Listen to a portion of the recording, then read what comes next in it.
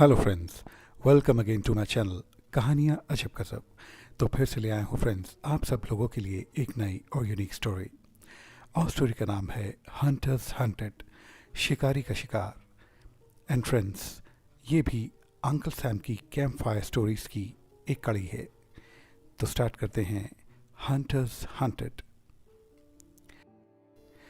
फिर एक रात अंकल सैम और मैंने खाना खाकर फिर से एक अलाव जलाया घर के आंगन में। इस बार अंकल सैम ने मुझसे कहा, ये बाहर का लोहे का गेट बंद है ना, ज़रा देखो तो। जी हाँ अंकल, ये इलेक्ट्रिक का गेट है, बिना अंदर से बटन दबाए नहीं खुलेगा। वेरी गुड, मैंने बस एक एहतियात के लिए तुम्हें गेट चेक करने को कहा। अब बैठो। मुझे पता था कि अंकल अब कोई ना कोई कहानी मुझे ज़रूर सुनाएंगे। तभी वह बोले, आज मैं तुम्हें वो कहानी सुनाता हूँ जो मेरे 4 मित्रों के साथ ओरेगॉन के जंगल में घटित हुई थी। इस बार उनका सामना बिगफुट यानी किसी हिम मानव से नहीं था, बल्कि और किसी बेहद ख़तरनाक चीज़ से था। वो तुम्हें मेरी इस कहानी में पता चल जाएगा। मुझे याद है वह चारों उस रात मेरे घर पर डिनर के लिए आए थे। घर पर मेरी बीवी बच्चे नहीं थे क्योंकि वह सब बाहर किसी पार्टी में गए थे। तब हम सब ने यही सोचा था और अपना डिनर बाहर से ऑर्डर कर लिया था। जब तक डिनर की डिलीवरी नहीं हुई तब तक हमने एक एक पैग विस्की पीने की सोची। मैं तुरंत उठा और अपनी विस्की की ट्रॉली को लाकर उन सब के सामने रख दिया था और सब ने अपना अपना पैग बनाया और विस्की पीने लगे। मैं तुम्हें उनके नाम बताता हूँ, रिचर्ड, मैक्स, आर्नी और जॉश। यह लगा लो कि रिचर्ड एक मेन हंटर था, यानी कि मुख्य शिकारी, और बाकी ये तीनों लोगों की टीम। पर ये भी शिकारी थे, हंटर्स थे, पर रिचर्ड की तरह नहीं, वह काफ़ी सटीक निशानेबाज था। फिर रिचर्ड ने ही अचानक यह किस्सा सुनाना शुरू किया और कहा, यार सैम, तुम्हें याद है हमारा वो हंटिंग ट्रिप जो उस छोटी झील के आसपास था, याद आया? हाँ याद है, तुम्हारा उस दिन कोई एक्सीडेंट हो गया था, तुम्हारी उस बोट को क्षति पहुंची थी जिसमें तुम बैठे थे।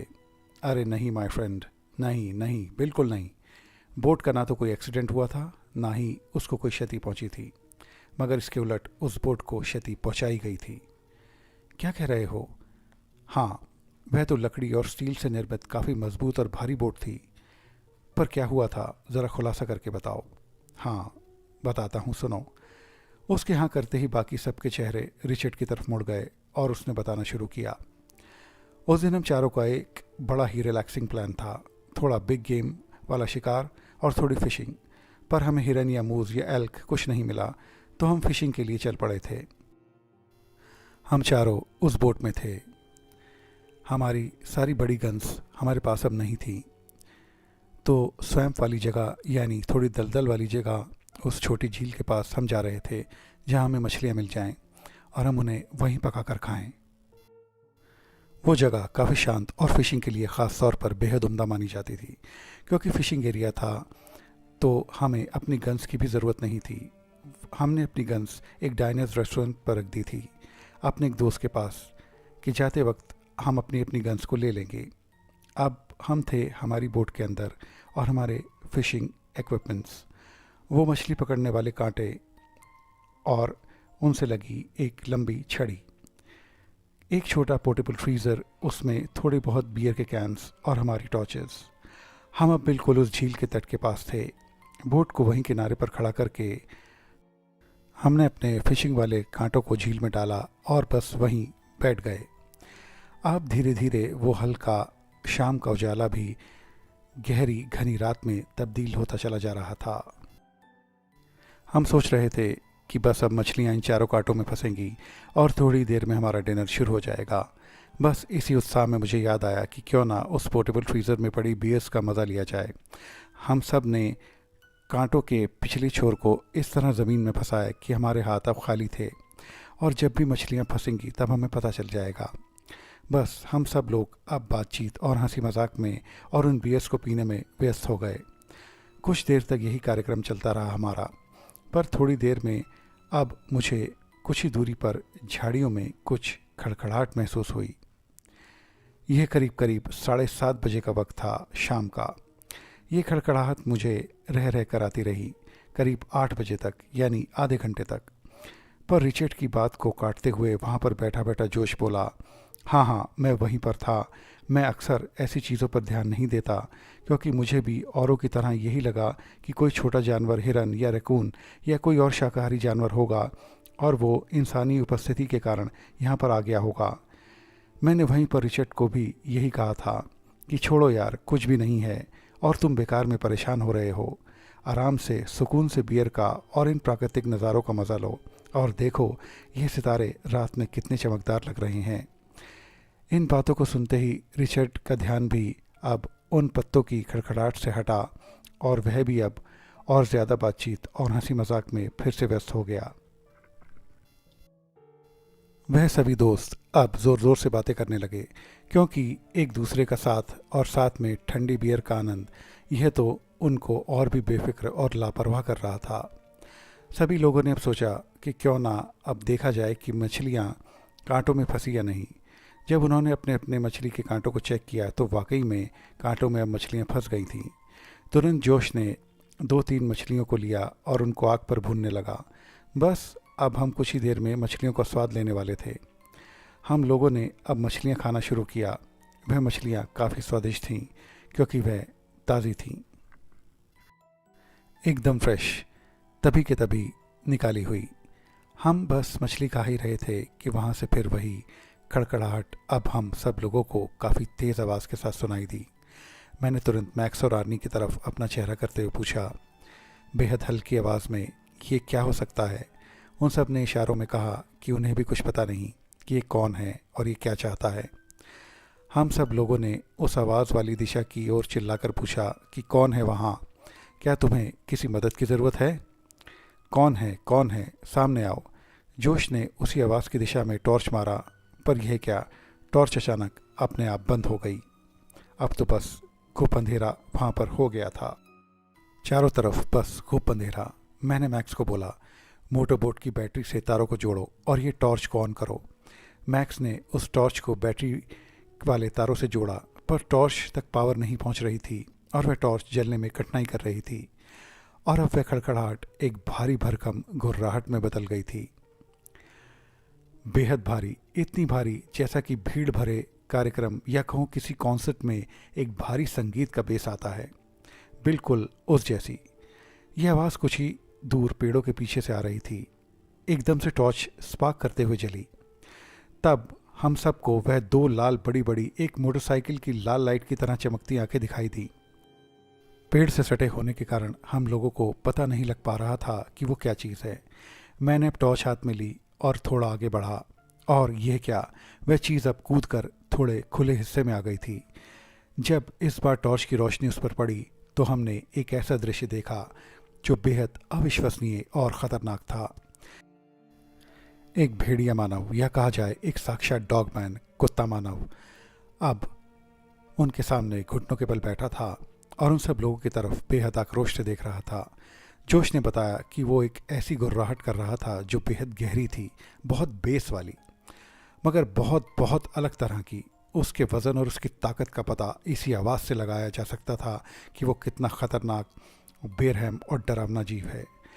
पर एक और बात है, जब सैम ने टॉर्च की पावर को थोड़ा और बढ़ाया तो वह कोई वेयरवुल्फ नहीं था, क्योंकि भेड़ियों के चेहरे ऐसे अजीब नहीं होते। वह तो एक कुत्ते का बेहद खूंखार और बिगड़ा हुआ चेहरा था। हे भगवान, ये ख़तरनाक चीज़ यहाँ कैसे आई? मैंने अपने बाकी 3 साथियों से कहा। मैं यह कह ही रहा था कि एक सीटी की आवाज़ जैसी, ऐसी आवाज़ जैसे किसी बड़े ट्रैक्टर के टायर की हवा निकलने पर होती है, बिल्कुल वैसी आवाज़ हम सबको आई।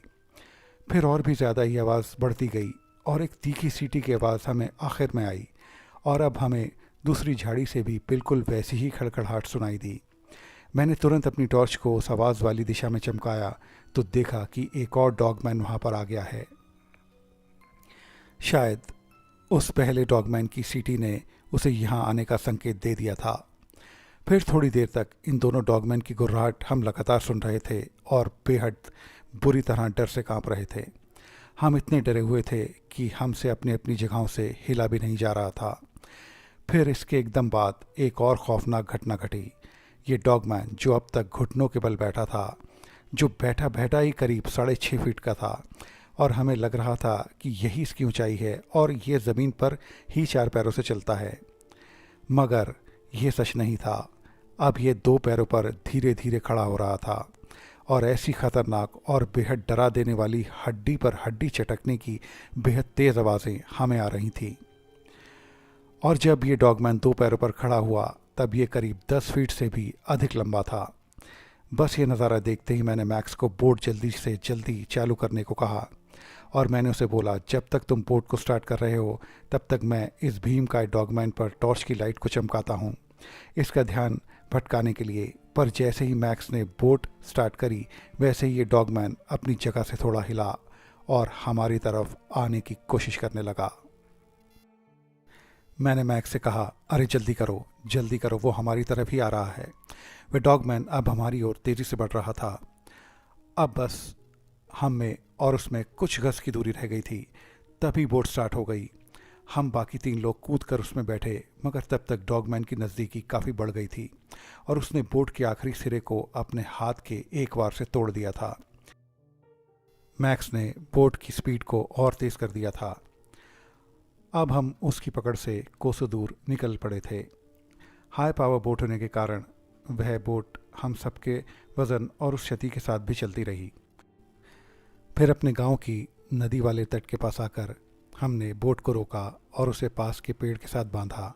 फटाफट पास वाले रेंजर स्टेशन पहुंचे और सारा किस्सा रेंजर्स को बताया। उन्होंने भी यही कहा कि शाम के बाद वहाँ कोई नहीं आता, क्योंकि वहाँ पर आपके जैसे ही काफ़ी हादसे हुए हैं, ऐसे ही हादसे जैसा आज आपके साथ हुआ है, इसलिए भविष्य में आप वहाँ नहीं जाएंगे। ये सुनकर हम थोड़े डरे, पर अब हम अपने सुरक्षित इलाके में थे। हमने अपने दोस्त के यहाँ से अपनी अपनी राइफल्स उठाई और घर आ गए। मैंने ये सारा किस्सा अपनी पत्नी को भी सुनाया, मगर उसने कुछ ख़ास यकीन नहीं किया। उसने यही कहा, हो ना हो वह कोई बिगफुट होगा जो तुम्हें अंधेरे में कुछ और लगा, मगर मुझे तो ये मालूम था कि मैंने क्या अजीबोगरीब और भयावह चीज़ उस रात वहाँ देखी थी। तो फ्रेंड्स, आप लोगों ने इस कहानी में ये देखा कि किस तरह से ये चारों फ्रेंड्स ना चाहते हुए भी फंस गए थे, क्योंकि ये बहुत चीज़ों को कैजुअल ले गए थे, बहुत केयरलेस हो गए थे और स्पेशली अपनी गन्स को छोड़ गए थे। जब भी आप किसी घने जंगल में जाते हैं जहाँ पर आपको ये मालूम है कि बिग गेम हो सकता है या XYZ कोई भी चीज़ हो सकती है, तो आप अपनी गन्स को कभी ना छोड़ें या कोई ना कोई ऐसा वेपन ज़रूर लेके जाएं जिससे आपकी सेफ्टी हो सके। मे बी बेयर स्प्रे वगैरह जो होता है वो भी लेके जा सकते हैं, लेकिन इनके पास कुछ भी नहीं था। ये बहुत कैजुअली चीज़ों को ले गए और फंस गए। इसलिए कहीं भी जाएं सतर्क रहें, अलर्ट रहें और बड़ी ही तैयारी के साथ जाएं। गर्मी में बाहर आप निकल रहे हैं, पानी की बोतल ज़रूर रखें, चाहे आपको ज़रूरत हो चाहे ना हो। ये एक सेफ्टी वाली बात होती है, इसलिए अपनी सेफ्टी का ध्यान रखें। और फ्रेंड्स, कैसी लगी आपको ये स्टोरी प्लीज़ कमेंट करके ज़रूर बताएं। मेरे चैनल को लाइक, शेयर और सब्सक्राइब ज़रूर करें और बेल आइकन प्रेस करना भी ना भूलें। फ्रेंड्स, अब आप सब लोग महज सब्सक्राइबर्स नहीं, फैमिली हैं, तो देखते रहिए कहानियाँ अजब गजब, स्टोरीज फॉरएवर। आपकी बहुत अच्छी सेहत और बेस्ट फ्यूचर की कामना के साथ मैं लेता हूँ आप सबसे विदा। तो मिलते हैं मेरे अगले इंटरेस्टिंग वीडियो में। तब तक के लिए बाय बाय।